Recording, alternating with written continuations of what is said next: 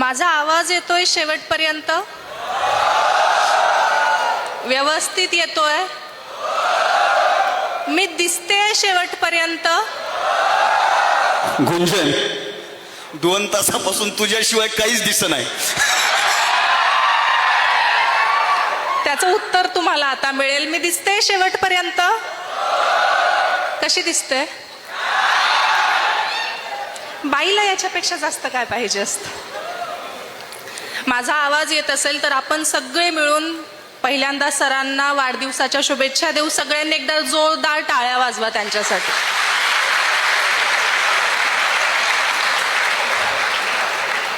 ही युवा पिढी आणि जेन झी काय करू शकते हे आपण दाखवून दिलंय. या देशात खूप काही आपण केलंय आणि त्यांची शक्ती एकत्र आणण्याचं काम सर करतात. हे खूप मोठं काम आहे. मगाशी अविनाश म्हणत होता की काही लोक कविता ऐकायला आलेत, काही बघायला आलेत. मला खात्री आहे तुम्ही कविता ऐकण्यासाठीच आला आहात. बघण्यासाठी आला असणार तर तुम्हाला एक किस्सा सांगते. एका महाविद्यालयात गेले होते. ज्युनियर कॉलेज होतं सर. 12वीचा मुलगा असेल, बसलेला होता समोर आणि टक लावून बघत होता. आता तुम्ही किती छान दाद देतायत, हसतात मध्ये, तो काहीच नाही, फक्त बघत होता. मला अनकम्फर्टेबल झालं, मला बोलायला सुचत नव्हतं. आणि मग कार्यक्रम संपल्यावर सर मी त्याला जवळ बोलवलं आणि त्याला सांगितलं की अरे बाळा, मी मोठी आहे तुझ्यापेक्षा. सर इतक्या कॉन्फिडन्सने सर तो बोलला. आम्हाला आमच्या कांगणे सरांनी सांगितलंय की मोठी स्वप्न बघायची.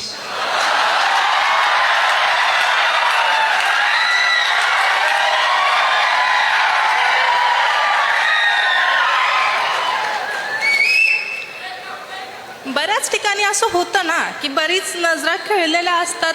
एक मिनिट. शिट्टी वाजवणं आपली संस्कृती नाही.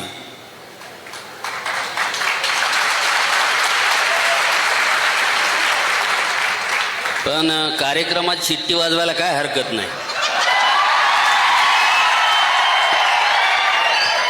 ऐक, शेतकरी जिंदाबाद. शिट्ट्या वाजवताना इतकंच लक्षात ठेवा की तुम्ही गुंजन पाटीलला ऐकतायत, गौतमी पाटीलला नाही.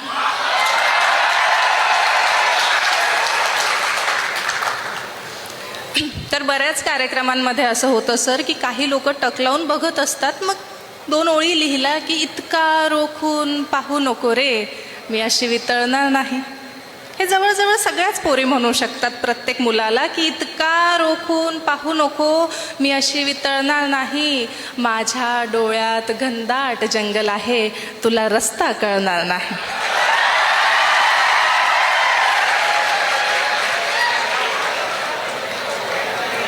तुम्हाला सांगते, तो विद्यार्थी सरांचाच होता.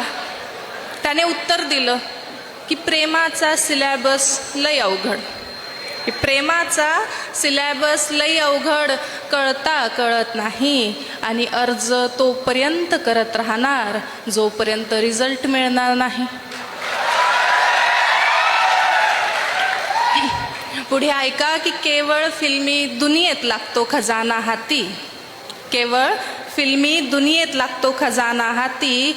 अमीर बापाची पटेल आपल्याला इतकं नशीब फळणार नाही.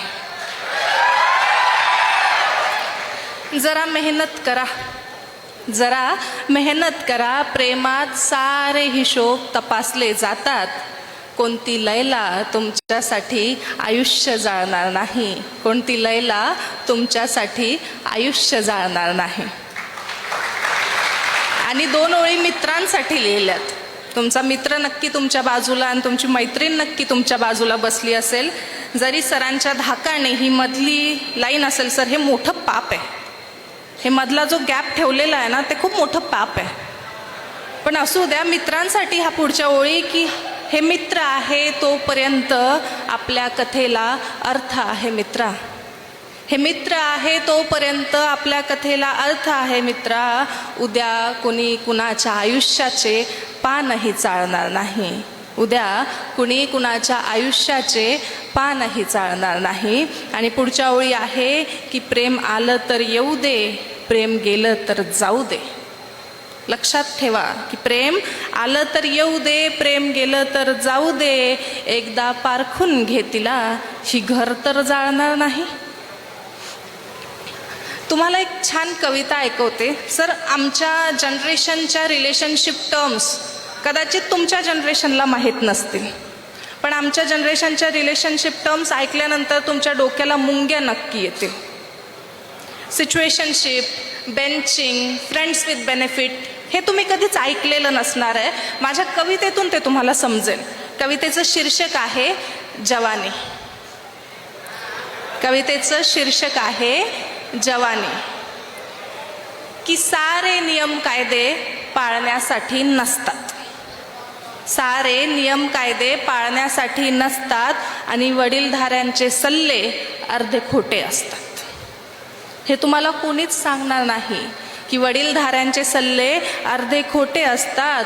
आयुष्य एक समुद्र आहे, लाटा मोजून चालणार नाही.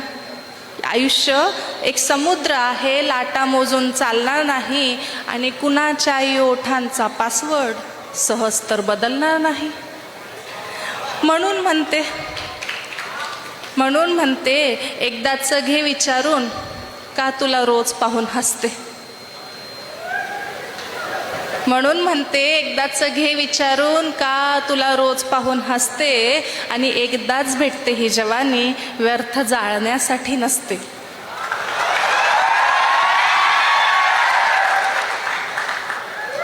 प्रेमाची आता रीत बदलली. प्रेमाची आता रीत बदलली. कालच एका रांझ्याने हीर बदलली.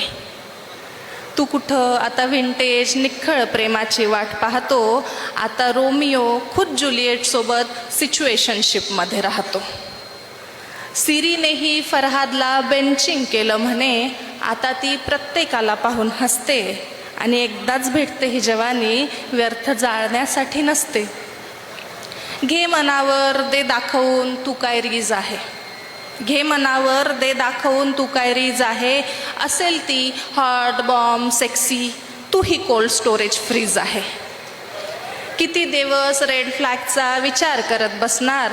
तिचं घोस्टिंग सुरू आहे आणि हे तुला कसं दिसणार. कर लव बॉम्बिंग प्रत्येक मेटल वितळण्यासाठीच असतं. कर लव बॉम्बिंग प्रत्येक मेटल वितळण्यासाठीच असतं. आणि एकदाच भेटते ही जवानी, व्यर्थ जाळण्यासाठी नसतं.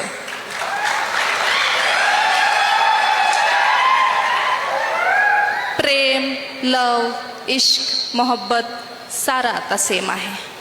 की प्रेम, लव, इश्क, मोहब्बत सारा आता सेम आहे. आणि जो करेल ऑर्बिटिंग त्याच्याच हातात गेम आहे.